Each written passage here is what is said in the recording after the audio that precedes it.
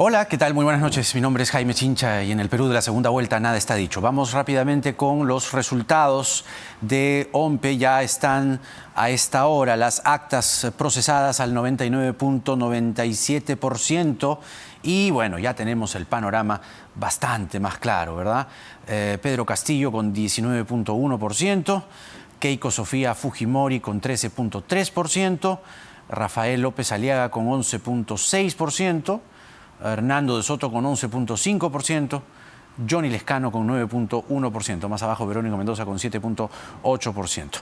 Hablando de las posiciones, tal como ya es inminente, están quedando y ya hay una segunda vuelta que ha arrancado con estos resultados hoy. Hay movimientos de ambos candidatos. Rápidamente Pedro Castillo ha lanzado una convocatoria no solo a los partidos que participaron en la primera vuelta, sino también a la Sociedad Nacional de Industrias. Entonces ya ese es, digamos, un paso importante, ¿no?, en su discurso de la primera vuelta. Y la señora Keiko Fujimori ha hecho una invocación a Castillo hoy a no seguir con lo que ella llama una campaña de división y de odio, haciendo mención ella a lo que se refirió el señor Castillo de el rico contra el pobre, el amo contra el subordinado o el esclavo. Vamos a recoger esta noche la mayor cantidad de voces posible, como lo estamos haciendo en estas primeras semanas en las que la segunda vuelta ha echado a andar. Vamos a tener hoy a Nano Guerra García, de Fuerza Popular, a Jorge Montoya, de Renovación Popular, el almirante Montoya, virtual congresista, porque el señor López Aliaga, a través de su personero, está pidiendo el recuento total de las actas de las elecciones del último domingo. Y la respuesta de la OMPE ha sido, a través de fuentes que han dado a conocer este dato al diario El Comercio, pues que no va a ser posible, que no lo van a hacer, que la ley orgánica de elecciones no establece el recuento de las actas. Pero es importante escuchar a el señor Jorge Montoya. Y para aclarar esta situación y este bulo de vamos a votar todos en blanco, el 66.6%, nos bajamos las elecciones, mucho cuidado. Iván La Negra va a estar más adelante con nosotros. Él es secretario de la Asociación Civil Transparencia. Pero comenzamos con la voz de Perú Libre, virtual congresista, ella, Zaira Arias Berrocal, que ya está con nosotros. ¿Cómo le va, Zaira? Muy buenas noches, bienvenida. ¿Qué tal? Muy buenas noches, Jaime. Saludar a toda tu audiencia y, bueno, a utilizar este espacio para llevar la voz del Partido Perú Libre y del maestro Pedro Castillo Terrón. La señora Keiko Fujimori ha hecho una invocación precisamente al señor Castillo a no seguir con lo que ella llama una campaña de división y de odio. Cito a la señora Fujimori: hace mención a la lucha de clases, a dividir a los peruanos entre ricos y pobres, y este tipo de división le hace daño al país. Este discurso, que además lo escuché a la mañana, temprano lo hizo desde Chota, ¿qué pretende? Es decir, ¿cuál es la idea de generar esta suerte de división entre ricos y pobres, como él mismo lo ha señalado?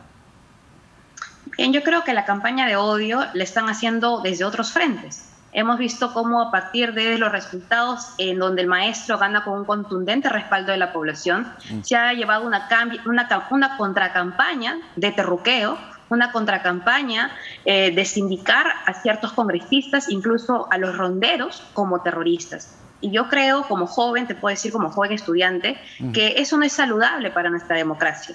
Entonces, basta sí de la campaña de odio, pero desde otros frentes, desde la prensa hasta de partidos políticos que sindican de terrorismo a un partido profundamente democrático y que no tiene ni un ápice de lo que ellos indican, ya que no ha habido ninguna tacha, ninguna observación en el Jurado Nacional de Elecciones, ya que todos sabemos que alguien procesado por estos actos no puede participar en estas elecciones democráticas. Así que ya basta del terroqueo, ya basta de la estigmatización a nuestros ronderos, a nuestros provincianos.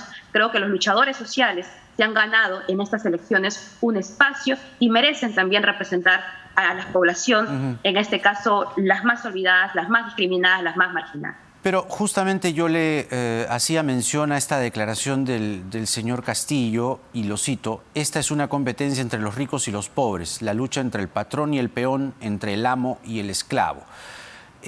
¿Cuál es la intención? Quiero insistir con esa pregunta. Es decir, el señor Castillo lo dijo, yo lo escuché en vivo, entonces nos quedó un poco el ruido.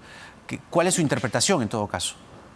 La interpretación es que en efecto hay una reacción por parte de ciertos sectores, ¿no?, por terruquear al Partido Perú Libre y a su representante, que es el profesor Pedro Castillo, ¿no? Lo que nos hace nosotros a pensar es de que ellos ven en peligro los privilegios que gracias a esta Constitución, a este marco legal, ha permitido que, por ejemplo, se den contratos de la corrupción, ¿no? Contratos o se designen, por ejemplo, tribunos del Tribunal Constitucional, así como fiscales y jueces a dedo. Por eso existen los hermanitos, los cuellos blancos, y lo que nosotros planteamos es una reforma profunda, judicial, tributaria, económica, en todos los sentidos, y creemos pues que esta campaña de odio no está viniendo desde nuestro flanco, ¿no? Nosotros llamamos a todos los peruanos, creemos que todos somos ciudadanos de esta hermosa patria y queremos consensuar, y es por ello que el maestro ha abierto el diálogo a todas aquellas agrupaciones políticas, a todos aquellos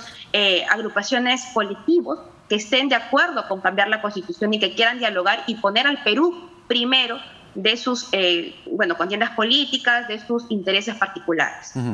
Ahora, en ese talante democrático que usted rescata de su agrupación Perú Libre, yo quería preguntarle, ustedes están, digamos, decididos a llevar adelante, a impulsar una asamblea constituyente para escribir una nueva constitución. Mi pregunta es, eso tiene que pasar por un referéndum. La gente, el pueblo, tiene que decir, quiero una nueva constitución y no quiero una nueva constitución.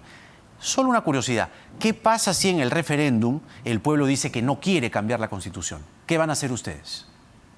Por supuesto, vamos a respetar la voluntad popular como siempre lo hemos hecho, ¿no? Nosotros estamos seguros de que ese escenario no va a suceder porque de por sí ya este 11 pasado de abril la población ha respaldado no tan solo al maestro Pedro Castillo, sino a su propuesta principal, que es ir por la Asamblea Constituyente.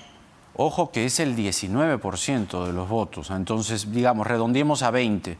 Hay un 80% de la gente que no ha respaldado en las urnas al señor Castillo. Entonces, no necesariamente es una mayoría, puede ser a través de los votos válidos. Entonces, mi pregunta es, si el pueblo dice que no cambiar la Constitución, que no desea, y lo dice en las urnas, en un referéndum, no cambiar la Constitución, ¿ustedes no van a insistir con el cambio constitucional o van a insistir a través de otros mecanismos? No, yo creo que el carácter de la consulta popular es determinante, ¿no? La población va a tener que decidir si sí o si no. Ahora, no es tan cierto lo que tú mencionas de que tan solo es una minoría. Perú Libre, claro, ha llevado la propuesta, pero recordemos también otras fuerzas de izquierda que han propuesto la nueva Constitución, incluso fuerzas de derecha, Acción Popular, Victoria Nacional, el señor incluso Martín Vizcarra, también están de acuerdo con una nueva Constitución, y creemos que llegó el momento en el Parlamento de generar los consensos y hacemos un llamado a los partidos políticos a cumplir con sus promesas de campaña y que cuando se plantee la nueva Constitución vía Asamblea Constituyente la respalde. Ahora, otra de las cosas que señalan en vuestro plan es la posibilidad, y también en declaraciones, ¿no?, la posibilidad de nacionalizar o de expropiar eventualmente. Esto último no está muy claro. Deme solo 3 casos muy puntuales de lo que se nacionalizaría, a través de qué manera, y si es que también se buscaría expropiar algunas empresas, recursos estratégicos. Explíqueme eso, por favor.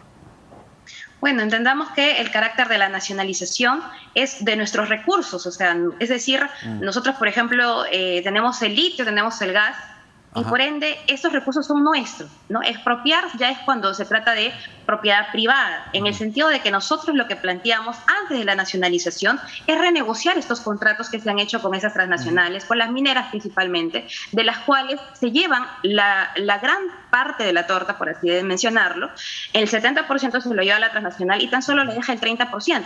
Eso fuera de muchos beneficios tributarios que también se le da a estas empresas, y muchas también de ellas que no pagan ni sus impuestos, ¿no? Entonces, nosotros vamos a sentarnos con todos los empresarios a dialogar primero, a renegociar estos contratos y buscar la mejor posición para el Perú. Es por ello que nosotros queremos revertir esta proporción en la cual el 70% se quede para el Perú y el 30% se lleve la transnacional. Un caso parecido ha ocurrido en Ecuador y en Bolivia, de las cuales al momento de nacionalizar sus recursos, como por ejemplo el gas, ni una sola empresa minera ha abandonado el país. Muy por el contrario, se han quedado y siguen trabajando de la mano del gobierno, por ejemplo, boliviano, ¿no? Entonces, por ejemplo, también nosotros creemos muy importante, más allá de renegociar y que no, vamos a proceder a la nacionalización de nuestros recursos estratégicos, ¿no? Principalmente con Camisea, ¿no? Nosotros creemos que Camisea es el pan de la educación de nuestros hijos. Necesitamos incrementar el presupuesto en educación, en salud, como pilares fundamentales del bienestar social, pero para ello necesitamos también aumentar el ingreso fiscal, y la única manera que podamos hacer esto es justamente utilizar nuestras riquezas para nuestro beneficio, para el beneficio de todos los peruanos. Eso justamente, la riqueza o la generación de la riqueza es un tema que podría concitar mucha atención de la gente, porque ustedes hablan de destinar el 10% del PBI tanto a la educación como a la salud. La intención es de lo más altruista y saludable. Sin embargo, lo que habría que ver es de dónde salen esos recursos. Es decir, si se buscan recursos a través de la generación de riqueza de parte de la empresa privada para que esta empresa, pagando sus impuestos, pagando canon, y el Estado recogiendo esa ganancia, la destine. Pero cuando se habla de nacionalizar o se habla de eventualmente expropiar, evidentemente el empresariado dice, uy, entonces hay algo que se llama fuga de capitales. No digo que vaya a pasar, pero es una posibilidad. ¿Cómo contemplan ese escenario? ¿Ah? No hemos hablado de expropiar en ningún momento. No, hemos hablado de nacionalizar en caso de que la renegociación no llegue a buen puerto. ¿No? Entonces, primero está la comunicación, creemos, ¿no? Entonces, nosotros nos vamos a sentar con todo el empresariado, las transnacionales y el empresariado nacional, ¿no? Y vamos a primero pedirle que paguen sus deudas, ¿no? Actualmente son más de 20.000 millones de soles que grandes empresas, grandes corporaciones le deben al fisco. Y nosotros creemos que no pueden haber sacadas de vuelta, como por ejemplo dilatar procesos judiciales para que al final un tribunal constitucional termine condonándoles las deudas tributarias. Creemos que eso no puede suceder en un Estado que se dice soberano y se dice autodeterminado. ¿Cómo se desactivaría el Tribunal Constitucional a la luz de la propuesta del señor Castillo, que la dijo, por cierto, en este programa, en una entrevista antes de la elección del 11 de abril? Para usted, ¿cómo se realizaría, cómo se desarrollaría esa desactivación del TC? Bien, lo que nosotros manifestamos con respecto al Tribunal Constitucional, creemos que en el marco, ojo, de una nueva constitución, ¿no? En el marco de una nueva constitución hay que determinar que ahora el Tribunal Constitucional sea el Tribunal del Pueblo. Es decir, que el mecanismo de la elección de los tribunos sea por voto popular. Esto va a ser, evidentemente, que ahora los tribunos, ¿no?, de este nuevo Tribunal Constitucional velen por el bienestar de la población. Porque no puede ser que se encarguen de defender, por ejemplo, los peajes de la corrupción, ¿no? Se encarguen de condonar deudas millonarias a las transnacionales. Cuando llegan los reclamos de los maestros, del personal de salud, de los trabajadores, se tumban todo tipo de reclamo. No, eso está claro, pero ¿cómo los defenestrarían, digamos? ¿Cómo se desactivaría el Tribunal Constitucional, en pocas palabras? Ya lo mencioné, en el marco de la nueva Constitución se va a plantear el nuevo mecanismo de elección de los tribunos. Ya. Y eso pasaría evidentemente por un referéndum y, como lo decíamos al comenzar, tendría que ser el pueblo el que diga sí o no. Así que eso por todavía... Supuesto. Nosotros creemos que todo tiene que ser por consenso, nada por imposición. En el plan de gobierno, y esto ha también despertado alguna polémica, un ruido en cierta televisión, hablan ustedes de eliminar programas basura. Lo dice claramente, ¿no? Que hay medios televisivos, radiales y escritos que distorsionan la mente de las nuevas generaciones. El Estado no puede regularlos por libre mercado. Entonces, los ministerios de Educación y Cultura deben evaluar los contenidos de la televisión. ¿Cuál va a ser el criterio para lograr este objetivo? Eliminar programas basura, como dicen en su plan. Bueno, el maestro también ha sido muy claro, ¿no? Siempre lo hemos mencionado, creemos que primero tiene que primar el diálogo. Lo que va a hacer el maestro Pedro Castillo va a sentar a todos los canales de televisión de señal abierta, ¿no?, de radiodifusión, justamente para pedirles, ¿no?, que al menos en cierta proporción, en cierto porcentaje de la programación diaria, se destine a la educación. Porque incluso en esta Constitución está contemplada que los medios de comunicación tienen que ayudar a fortalecer la educación del país. Entonces, no podemos seguir transmitiendo, eso tienen que entender también los dueños de los diferentes canales, no podemos seguir contribuyendo a la perpetuidad de la ignorancia de nuestra gente, a que no conozca la realidad nacional, a que prácticamente viva, ¿no? Muchas veces desinformando, porque hemos visto ahorita cómo la prensa ha tergiversado declaraciones del maestro, de la vicepresidenta. Entonces, ese no es el periodismo autónomo, claro, independiente, que se dice imparcial. ¿Qué declaraciones del señor Castillo han sido distorsionadas? Solo para tenerlo claro. ¿A qué se refiere?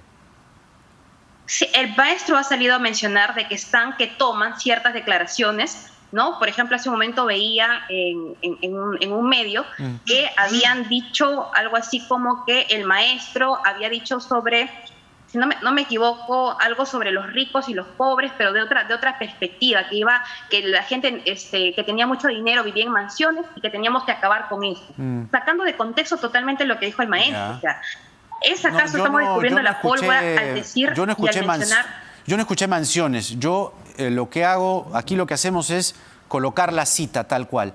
Y como le he dicho hace un momento, él lo que ha dicho es, esta es una competencia entre los ricos y los pobres, la lucha entre el patrón y el peón, entre el amo y el esclavo. Eso es lo que él dijo. Lo tengo acá. Sí, bueno, ya lo mencioné. Estoy hablando de otras declaraciones que ha hecho el maestro y que han sido sacados de contexto, así como la declaración de la doctora Dina Boluarte, en donde se refería a la clase media, obviamente impactada por la pandemia, y que en efecto iba a reducirse esta clase media, y sacaron de contexto diciendo que la doctora había asegurado que con nosotros ahora ya no iba a existir clase media, que íbamos a reducir la clase media. Entonces, este tipo de periodismo, direccionando la opinión pública, obviamente, en contra del partido, en contra del maestro, creemos que no es la prensa independiente que ustedes dicen ser.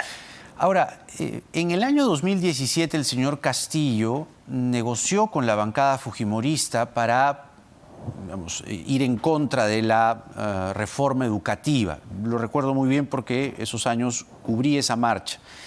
Y finalmente la exministra Martens salió del cargo, que era el objetivo que buscaba por ese entonces la bancada fujimorista. Además hay reuniones, fotografías que lo muestran al señor Castillo con Héctor Becerril y otros sendos fujimoristas. ¿Qué me dice usted de esos tratos? ¿No estuvieron tan en las antípodas en la marcha magisterial como hoy? Bien, con respecto a la reforma educativa, fue claro, ¿no? Lastimosamente el maestro Castillo, mejor dicho, lastimosamente el SUTE, que supuestamente se decía quien representaba al magisterio, no pudo hacer lo que el maestro Pedro Castillo y sus docentes hicieron en 3 meses, que fue, por ejemplo, elevar el piso salarial. Habían docentes contratados que ganaban 700 soles al mes, docentes nombrados que ganaban 1.400, y después de la huelga todos pasaron a ganar un piso salarial de 2.200 soles. Y ese es uno de los tantos logros que se logró a raíz de la huelga, porque los maestros no pedían tan solo para ellos, sino también pedían y exigían mayor presupuesto para la educación, mejores condiciones para nuestros niños en los colegios. Ahora, las reuniones que hizo el maestro Pedro Castillo, no a nombre propio, ojo, sino como representante en ese momento de este sector de maestros que estaba peleando por la educación en las calles, fue con todas las bancadas, fue con todas las bancadas en ese momento del Congreso. Entonces, no podemos decir que... Pero principalmente con la bancada fujimorista. Con todas las bancadas se reunió el maestro Pedro Castillo. Y eso tenía que darse porque justamente las negociaciones se hacían en ese momento con el Congreso. Incluso llevaron oficios también a la Iglesia, llevaron a la Tribunal Constitucional.